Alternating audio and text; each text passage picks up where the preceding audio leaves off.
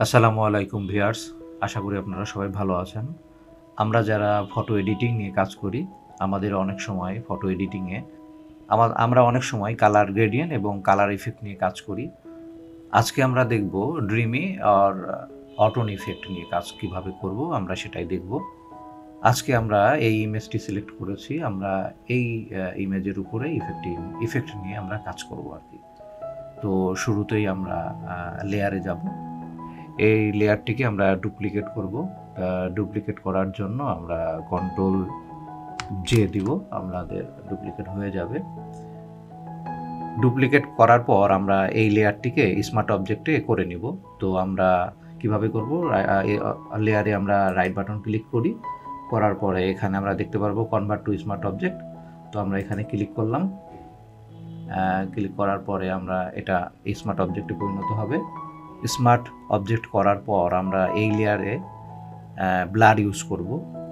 এখন আমরা ফিল্টারে যাব। ফিল্টারে যে আমরা ব্লারে গেলাম, ব্লারে গিয়ে আমরা গসন ব্লারে ক্লিক করব।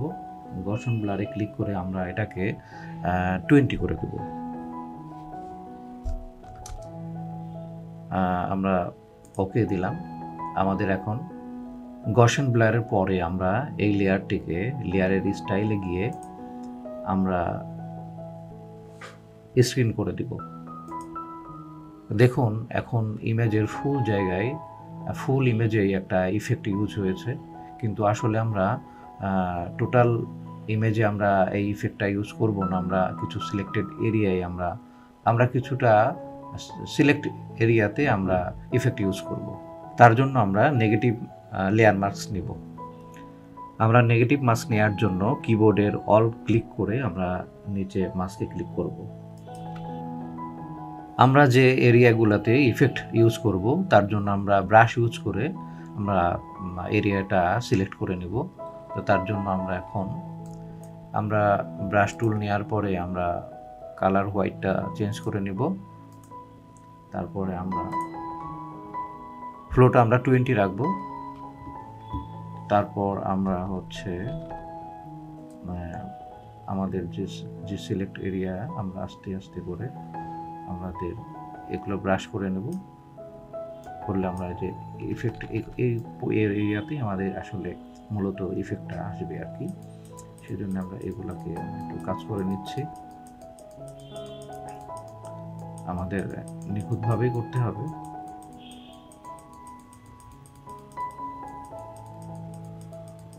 আমরা চেষ্টা করছি আমাদের এরিয়াগুলোকে ঠিকভাবে কাজ করার জন্য। এখন দেখতে পাচ্ছেন যে কিছুটা চেঞ্জ আসছে আর কি, পরিবর্তন আসছে।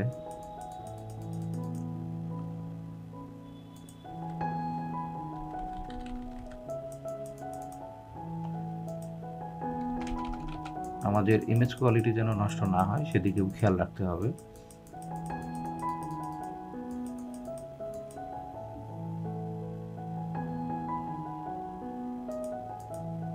দেখুন আমরা চেঞ্জ করে দেখলাম কতটুকু পরিবর্তন হয়েছে।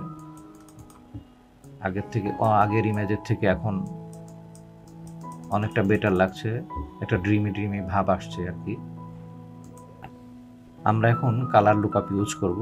তার জন্য আমরা কালারে গেলাম, গিয়ে আমরা কালার লুকআপে গিয়ে আমরা ফিল্ম স্টক আমরা সিলেক্ট করব।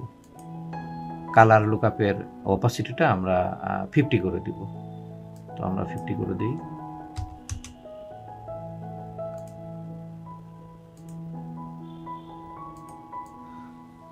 আমরা এখন এটাকে আরো ড্রিমি করার জন্য এখন সিলেক্টিভ কালারে যাব। আমরা এখন কালারে গিয়ে ইয়েলোতে যাব। ইয়েলোতে গিয়ে আমরা দিব -50। তারপর আমরা গ্রিনে যাব। মেজেন্টা আমরা দেব আমরা 100 দিব, -100।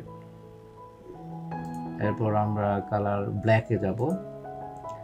ব্ল্যাকের সায়ানে গিয়ে আমরা 100% প্লাস দিব আর কি, +100% দিয়ে দেব। তারপর আমরা ইফেক্ট চেঞ্জ করে দেখতে পারি আসলে আগের থেকে এখন বেটার কিনা। যথেষ্ট অনেক ড্রিমি হয়েছে। এখন আমরা কিবোর্ডের অল্ট ক্লিক করে ইফেক্টটা চেক করব আমরা আসলে আগের তুলনায় এখন আমরা কতটুকু চেঞ্জ করতে পেরেছি এবং এখন কেমন লাগছে আমরা চেঞ্জ করে দেখছি। আমাদের ইমেজের ফেসে একটু বেশি ইফেক্ট পড়ে গেছে, আমরা এটা একটু চেঞ্জ করব। তার জন্য আমরা একটু ব্ল্যাকে আসলাম, ব্রাশ টুল আবার ইউজ করব আমরা, করে আমরা ফেসটাকে একটু রিয়েল করার চেষ্টা করব।